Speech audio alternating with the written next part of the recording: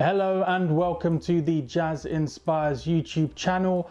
My name is Joe, and guys, today I've got a banger for you, a jazz funk album that you're gonna absolutely love. In today's video, I'm gonna be talking about Bobbi Humphrey's album named Blacks and Blues. This album was released in 1973. And it was one of those albums that was produced by the Mizell brothers. This album was released via the Blue Note record label, and it has that Mizell brothers sound. For me, it reminds me of actually two albums that I absolutely love, which is Gambler's Life and Gears by Johnny Hammond. He works closely with the Mizell brothers, and on those albums I think he was sort of originally playing the organ, but then he switched over to the Fender Rhodes. It's actually quite an interesting story, and yeah, he worked with the Mizell brothers on a couple of those albums, and it's just that sound, that sonic sound, that warmth, and that jazz funk world of the Mizells. It's, for people in the know, it's instantly recognizable. I can tell and get a feeling for whether I'm listening to a Mizell production. Your ear will become accustomed to that sound. And yes, Bobbi Humphrey is another artist who works closely with the Mizell brothers. And yes, this album was produced by Larry Mizell. So yeah, a fantastic jazz funk album for today's video. As you know, if you're new to the channel actually and you don't know, the way I like to do my reviews is, rather than sort of breaking down every single track off of the album, I like to highlight the tracks that I enjoyed most from the album. And so that's what we're gonna do today. And yeah, let's get straight into it. Okay, so the first track off of this album that I wanna talk about is a track named Chicago Dam. Now, this track has a fantastic deep groove, and it has really crispy drums. The drummer for this album is Harvey Mason, and he does a fantastic job on this track. Bobbi Humphrey's flute, when it kicks in, it really pierces through the composition, and yeah, her flute really does cut through the other sounds and sort of instantly stands out for the listener, which is obviously a fantastic thing with her being the sort of lead player, with it being her album.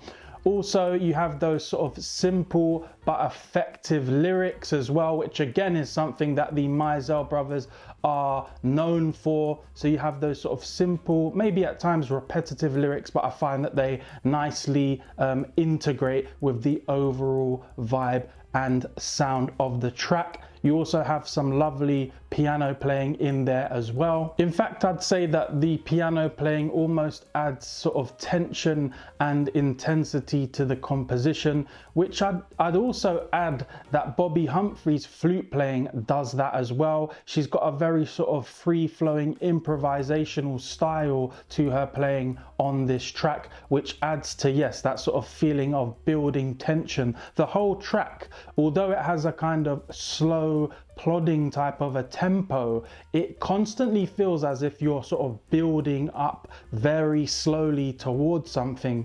And where the track is named Chicago Dam, I almost feel like it's trying to create that feeling of tension and maybe even a bit of danger, right? Like, I'm sure there's certain parts of Chicago that aren't the safest sort of neighborhoods to be in, and I feel like this track really tries to embody that vibe, a sense of danger, but in a way that danger is almost exciting. And so you can imagine yourself walking through a Chicago city street at night, and you know, it's a cool vibe, but there's a little bit of a danger, a little bit of excitement, and a little bit of tension in the air. And I think that they capture that really well in this track. If that's what they were going for, maybe they weren't, but for me, as I listen to this track, that is definitely definitely the vibe and the flavor that I get from this track, and yeah, one that I really enjoy. So the next track I want to talk about is Harlem River Drive. This one starts off very slowly, almost where it seems as if they're adding the instruments one by one. So you sort of start off with a bit of bass,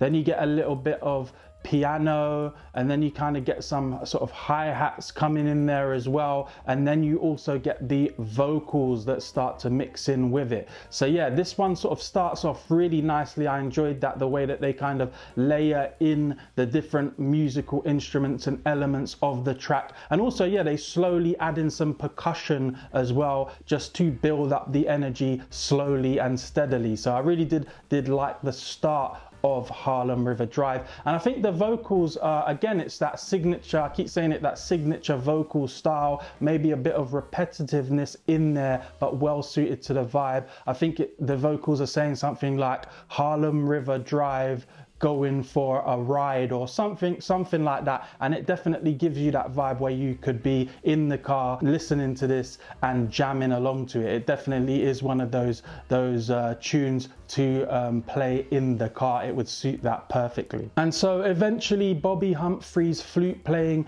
does enter, and that kind of enters at the same time with the moment that the drums really do kick into their sort of full rhythm and pattern. So yeah, it kind of has that slow build up I talked about, and then eventually you get the flute and the drums really kicking in, and Bobbi Humphrey's flute on this track really does add a sort of summertime feeling to the track, again complementing that driving atmosphere, that summertime drive kind of vibe that I think they're trying to create. So yeah, Bobbi Humphreys does a wonderful job of adding some bright and sort of happy flute tones to the track. Another element of the track that I wanted to touch on is a synth lead that sort of enters into the track for a little while and then sort of leaves. And actually, I didn't mention, for the last track you do get this sort of lead synth sound that enters as well, and so this seems to be a recurring theme. I'm assuming that maybe this was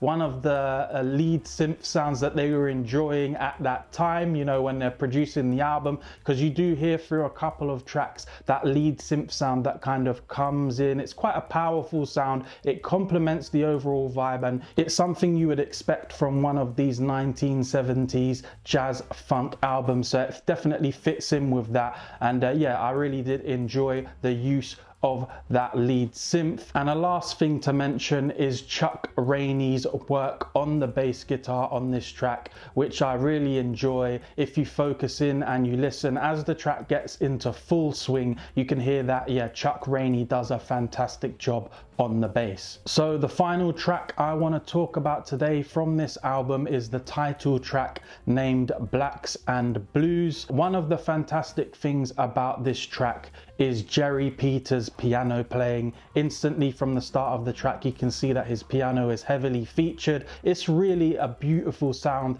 that he's producing for this track. He does a great job throughout the entire album, but yes, on this track I really did find that the tone and sound was really beautiful from Jerry Peters. Another reason why I enjoy this track is because Bobbi Humphreys does get a lot of exposure on this track. You are getting a lot of the flute playing from her, which is why you're probably listening to this album, right? It's a Bobbi Humphreys album, and she really does get time to sort of stretch her legs and go to town with her playing all over this one. Another highlight, which is similar to the last track, is Chuck Rainey's bass playing. If you really focus on it in this track, you can really hear how awesome of a job he is doing. So yeah, Chuck Rainey's bass playing, a real standout moment and feature of this track for me. And also I have to say that the vocal arrangement on this particular track, Blacks and Blues,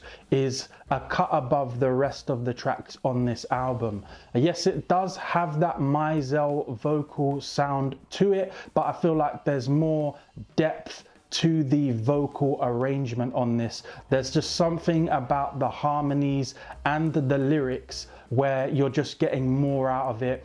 It almost, not to say that they've put more effort into it, but you can see that they've put a bit more thought and time into the vocals and how they would impact this track, the overall sound and the overall message that's being delivered. But yeah, I really do like the sort of harmonies that they're using for the vocal arrangement on this one. So my overall final thoughts on Bobbi Humphrey's album Blacks and Blues is that this is a fantastic jazz funk album that I'm sure you will enjoy. As it goes for Bobbi Humphrey's, this is probably one of her most notable albums. I'd say it's one of the standout albums and probably one of her most commercially successful albums as well. If you're already a fan of the Mizell brothers and the production and the albums that they're involved in, you're gonna like this album. In fact, if you're a fan of them, you're gonna have already listened to this album. But if you're not familiar with their work, I would say that this album is a fantastic gateway into the jazz funk world of the Mizell brothers. So yeah, if you're not so familiar with the sound and the work of the Mizell brothers, this album serves as a fantastic example and a gateway into what they do. As for Bobbi Humphreys, she does a wonderful job throughout this album on the flute. I think the thing that has to be said about this album is that it's definitely a team effort. Yes, Bobbi Humphreys is the lead on this project, but there are certainly moments and, you know, quite extensive lengths of time throughout the album where Bobbi Humphreys isn't even playing the flute. It's almost like egos aren't involved, and if the groove kind of calls for a moment where the flute isn't playing, then they will do that as part of the production and the arrangement and composition for that track, which is something I actually respect, and I think that goes and speaks volumes towards, again, the work of the Mizell brothers, is that to get that sort of the right sound for the tracks, maybe it doesn't need to be sort of completely smothered in flute all of the time. And so yeah, this album definitely is a team effort where a lot of the musicians are given an opportunity to shine, and I think it's all about the end result of the tracks rather than forcing someone to sort of be at the forefront. But that said, it is a Bobbi Humphreys album. She does take the lead and she does do a fantastic job on the flute, as you would expect. Let me know what your thoughts are on the album. Have you listened to it before? If you did, do you enjoy it? Also, let me know, are there any other Bobbi Humphreys projects that you enjoy and want to sort of share with the community and, you know, advise to listen to? Recommendations are always welcome. Also, what are your thoughts on the Mizell brothers? Do you enjoy their productions? Do you enjoy listening to albums that they've worked on? Do you like that sound that they deliver, that sonic space that they fill? Let me know in the comments below on all of those topics. I'd love to hear from you. And of course, if you've enjoyed watching today and you want to support the channel, please consider giving the video a like. You could also subscribe to the channel, and that will allow you to stay up to date with all of my latest uploads where I will be talking about jazz music. I think that's all for today. Thanks again for watching, and I will catch you in the next one. Peace.